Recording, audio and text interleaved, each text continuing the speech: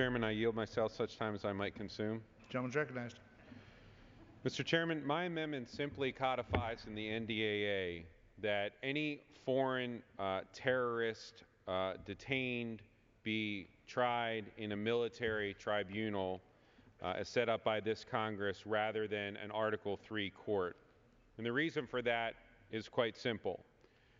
Article III courts, which are reserved for our citizens, afford constitutional rights, rights of attorneys, rights to remain silent, right to face your accuser and to contradict the evidence that's brought against you, sometimes which are being offered by the government, by people in the intelligence community, with information and sources that need to be protected.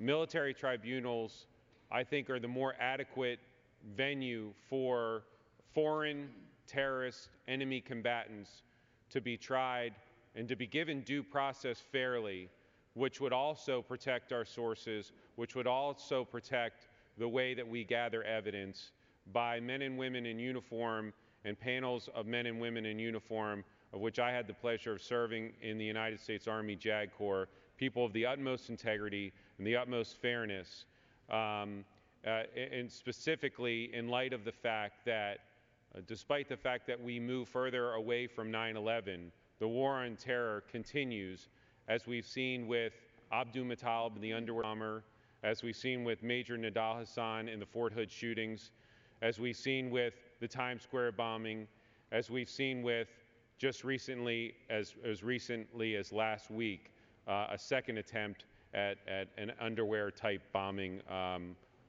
an airplane.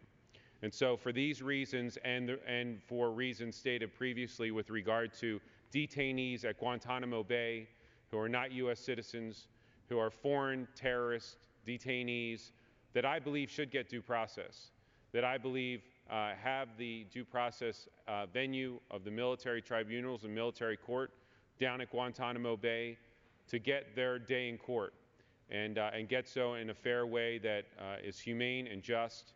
And with that, Mr. Chairman, I reserve the balance of my time. I'm reserves the balance of his time.